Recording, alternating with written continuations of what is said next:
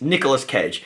This man is a cinematic enigma. This man has taken more roles than the garbage truck that comes to Baker's Delight at the end of the day. This is a man who has an Academy Award for Best Actor, but has also given 10 performances that have earned him Golden Raspberry Award nominations. But when you think about his legacy as an over-the-top actor and as a meme, it always comes back to Vampire's Kiss. Ho ho ho ho! Delightfully devilish, Seymour.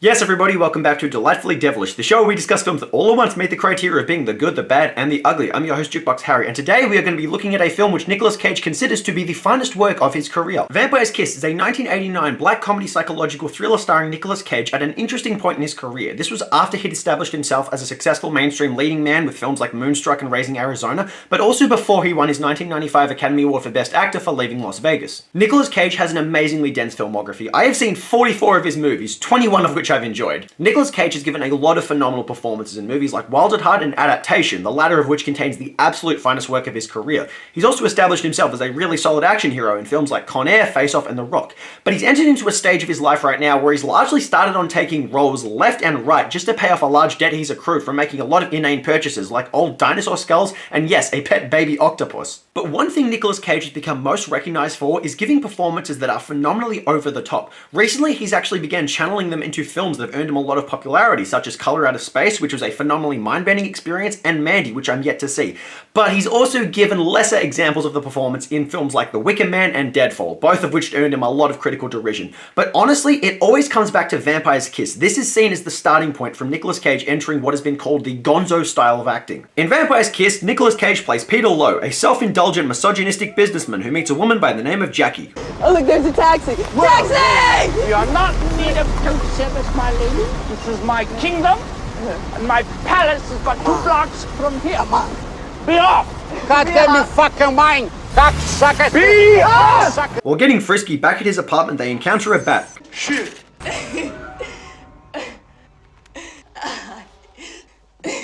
And the next day we see him in his workplace as a literary agent who constantly exerts his power over his secretary Alva. But I am asking you to go through the entire Der Spiegel file because that is a very fat file and nothing is in order and it will take hours, but it will be there. He also has weekly meetings with a therapist. And suddenly this bat comes swooping down out of nowhere. A bat? A bat? And I'll be damned if I didn't get really turned on. You were aroused? Later that night he goes out to meet another woman played by Flashdance actress Jennifer Beals. I'm Peter Lowe. Rachel. When getting frisky with her later that night, she reveals herself to be a vampire and bites him. Yes. Yes. The next day he cuts himself shaving. Yeah,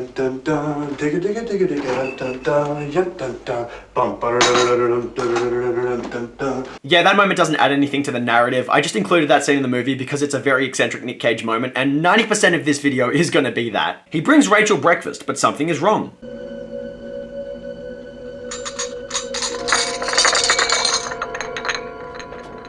Cage is so articulate with how he spills that coffee cup. The one thing that actually reminds me of is the way that Neil Breen spilled coffee all over his laptop in Fateful Findings, a movie that's earned a legacy as one of the best bad movies ever made. The next day, Peter is out at a gallery with Jackie. Gotta take a piss.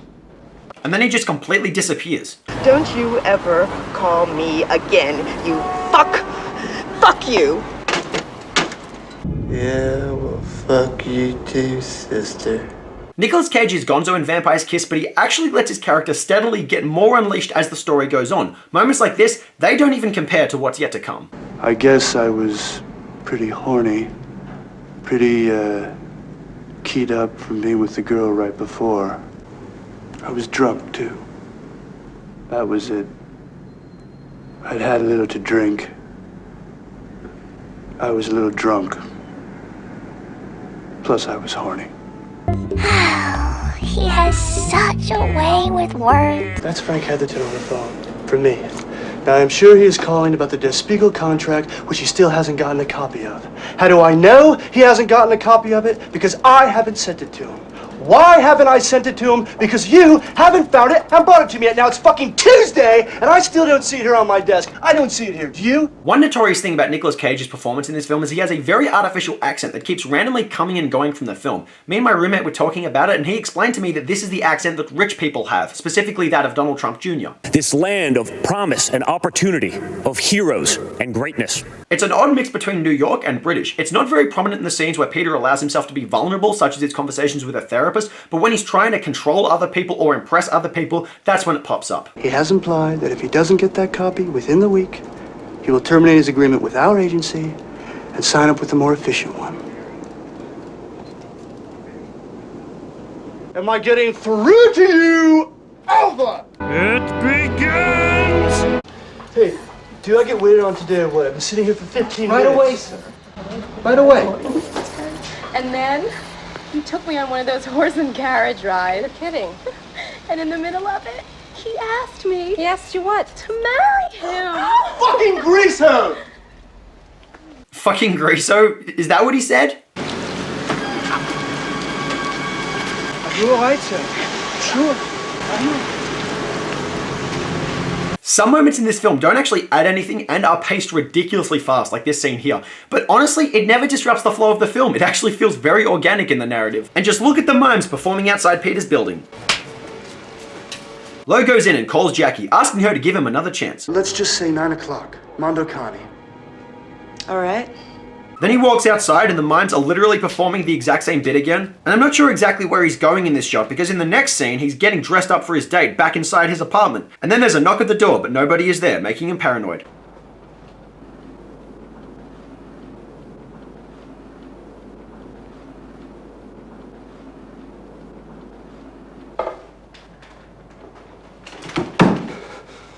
Nicolas Cage actually managed to find a way to turn the act of sitting down into an over-the-top action. The only other time I've seen anyone do that was John Travolta's performance in The Fanatic. And that made sense because he was trying to emphasize the over-the-top aspects of the character's autism in the film. As Peter appears to head out the door, in comes Rachel. How did she get in here?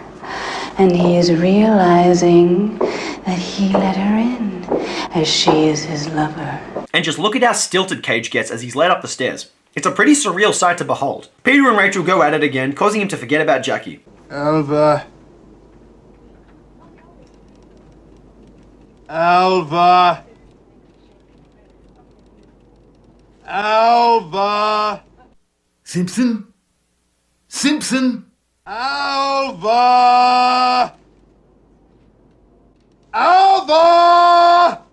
Millhouse! Tell Bart to come home! There you are. Peter chases Alva all the way into the woman's bathroom. What the hell is he doing in here? Good question. What the fuck is going on? I don't know. I mean, Do you maybe want to hang around and find out the answer to your questions? Predictably, Lo belongs to a circle of dickhead businessmen. She asked me for a raise for getting chased into the ladies' room. Well, I think she deserves it, Sydney. You can take it out of Attila's paycheck. Fuck you.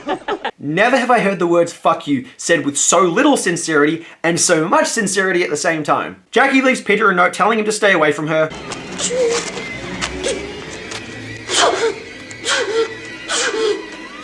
Yeah, she completely disappears from the film at this point. I don't know why. And this sends Peter into a frenzy where he tears up the entire apartment. This is the most over-the-top apartment-destroying scene I've ever seen, and I can't help but do a cross-comparison with Tommy Wiseau's attempt to do the same thing in The Room. Both are over-the-top, but Cage's comes from a place of genuine insanity, while Wiseau is a soulless Hulk, but both are thoroughly enjoyable. What is happening to me?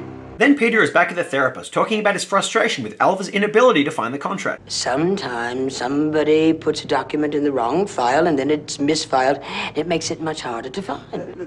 Who? Who? What do you mean, who? I don't know. I am not telling you one single thing you don't already know. How could somebody misfile something? What could be easier? It's all alphabetical.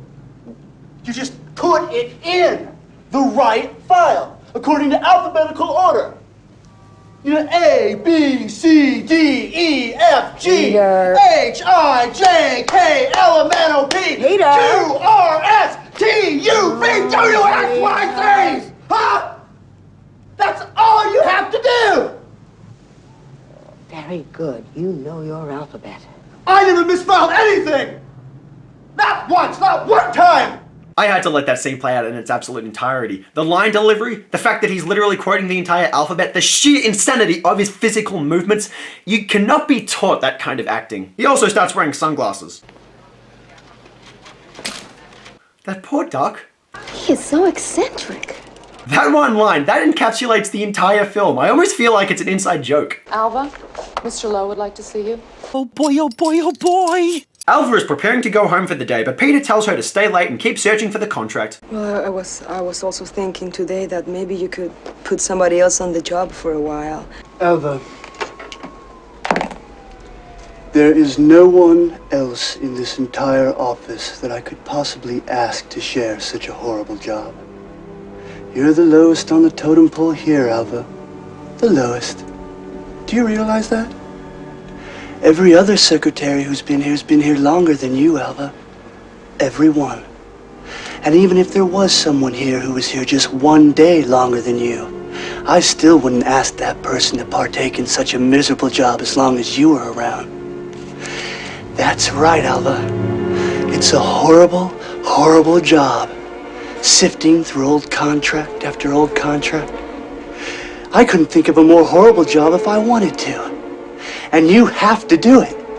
You have to, or I'll fire you. Do you understand? Fuck, you're an angry person, eh? That face right there, that is the stuff nightmares are made of. Yes, that is the source of the infamous "you don't say" meme, but also, that entire monologue is so thoroughly unsettling. Whether it has you laughing, terrified, or just disgusted at this film, it is bound to evoke some kind of emotional response. Peter finds himself affected by the presence of a glowing crucifix, and his relationship with Rachel has grown more toxic and abusive. Tell me how much you love me, my angel. This scene actually brought back some negative memories from an abusive relationship that I was once in. Writer Joseph Minion actually characterizes this film as reflecting an abusive relationship that he used to share with an ex-girlfriend. Rachel controls aspects of Peter's life, changing him into a more vulnerable and dependent person, and this brings out his insecurities and heightens his mental illness. Of course, it's not always relatable.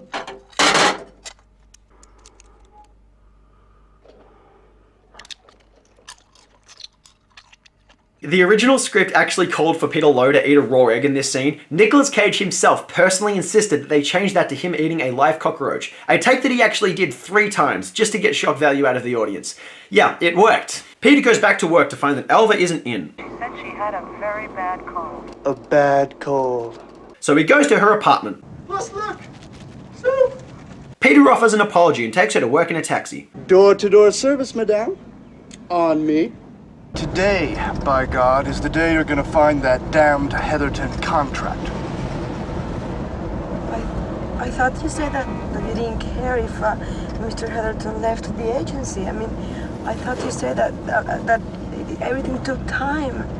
Ah, but Alva, that doesn't mean we're gonna stop trying to do the best damn job we can. The work's not just gonna go away, Alva. It never just goes away. The goddamn contract is somewhere in those goddamn fucking files! Alva asks the taxi to pull over so that she can go converse with her brother at a local gas station. Randolph don't even keep real bullets in his gun, man. Oh, no. But what about the robbery? I mean, when those pigs came here to rob... He scared them off with blanks. That's all he has here, Alva, is blanks, you know? Okay, then give me the fucking blanks. Where is that little cunt? After returning to work, Peter starts hallucinating. Oh, Christ. Oh, Christ, where am I? Where am I? Where am I? Oh, Christ, where am I? Oh, I've become a vampire. Oh, God. Oh, God, where am I? You're in the goddamn crapper hole. I'm trying to take a dump. Rachel comes by to feed on Peter again, and Alva finally finds the contract. It's too late, Alva. It's not too late. Too late. Too late. Too late! Too late! Too late! Too late! It's too late, Alva! It's all too late, Alva! And once again, he chases her down the hall. Come on, Alva. Shoot.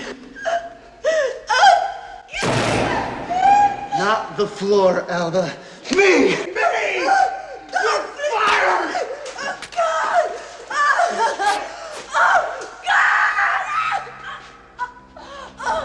He sexually assaults Alva as she begins to pass out and then starts to hallucinate images of Rachel. And then this.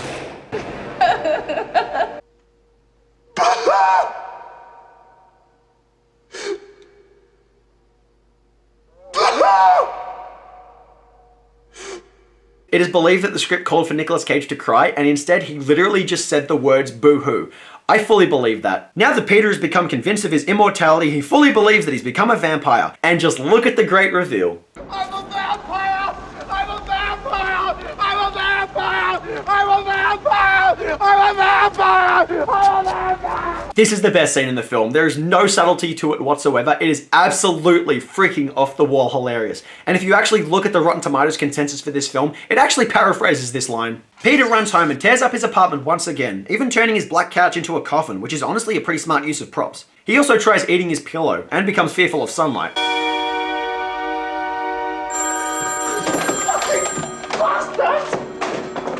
To complete his transformation, he decides to go out and purchase a set of fangs. Plastic ones. They're only $3.50. $3.50. I said, I ain't giving you no $3.50, you goddamn Loch Ness monster. Get your own goddamn money. My roommate and I kept discussing this movie to try to figure out if it was ever meant to be taken seriously, especially when you consider that Dennis Quaid was originally supposed to be cast in the role of Peter Lowe. But that moment where he puts on those cheap plastic fangs, God, that moment certifies for me that this movie was never meant to be anything but completely absurd. Peter calls his therapist to schedule an earlier appointment. My next appointment with you is Tuesday afternoon, right? I'd like to make it sooner. Well, I'm open all Tuesday morning. How's that? Sooner. Uh-huh. Peter, do you have a cold? A cold, yeah. Peter then catches a bird, which he devours at home, spilling a ridiculous amount of feathers everywhere. He rises the next evening where he goes to a nightclub, forcing his way through the line and punching the head of security. The director told Cage to actually punch this guy in real life. He got pretty hurt. And Peter marches through the crowd like Count Orlok from Nosferatu. He meets a girl who he attacks and literally kills before feeding on her. And as he deals with the shock of what he's done, in comes Rachel again. However, are you going to continue this way? Rachel. Are you actually going to go through with this every night? Rachel calls Peter pathetic and leaves with another guy. He storms out into the crowd to find her. You don't remember me? Peter, right? Yes, right! Peter, right! How are you? How am I? He pulls her jaw open to reveal no vampire fangs and gets thrown out as he repeatedly shouts that she's a vampire. You fucking cunt! Now completely insane, Peter grabs a stake and starts begging passerbys to kill him. My girlfriend broke up with me. I'm a vampire. Kill me. Kill me. This scene was actually shot from a great distance, with Nicolas Cage telling random people on the street to kill him. They had no idea they were being shot for this movie. Unfortunately, nobody wants to kill him. Vampire, you idiot! Nosferatu! Christ! The tortures of the damned! This causes Peter to wander through the streets, howling in depression.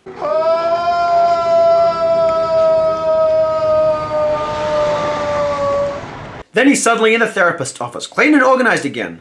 I think your profession is entirely bogus. Entirely. You really think so? Yes, I do. I was spending a lot of money here.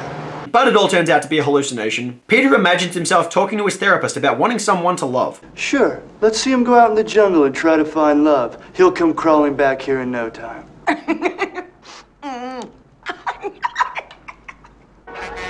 You see, we laugh! His therapist suddenly sets him up with another patient, an encounter which Peter completely imagines. But before he exits... Well, I did rape someone a couple nights ago. Girl at the office, I just lost control. It's just a little id release, no use to worry. Well, the fact is I did murder someone last night. I turned into a vampire. It's a long story. Goodness. Peter, people get murdered every day in this city. Do you think the world is going to stop? Yeah, I guess, but the police and everything, what if they find me? You stop worrying and just get on with your big romance. This scene will have you thinking that the therapist was always a figment of Peter's imagination, but if you consider that earlier we saw a brief moment of her interacting with a romantic partner, this would have you thinking otherwise. It's the only reason I can make sense of for having this random male character popping up. Peter wanders the streets, talking to a woman who isn't there. Well, actually, I live up right around here. You want to come up? You can join me. And Alva has come to his apartment with her brother. There he is. Sharon. God damn it! What did I just say? Peter's mental state continues to decline in his apartment as Alva's brother bursts in. Peter pulls the stake to his chest, which her brother drives into him, killing him. And the film ends as Peter dies, having one last vision of Rachel. Dream of me. Is The Vampire's Kiss a good film? No! I mean, boy, I'll say.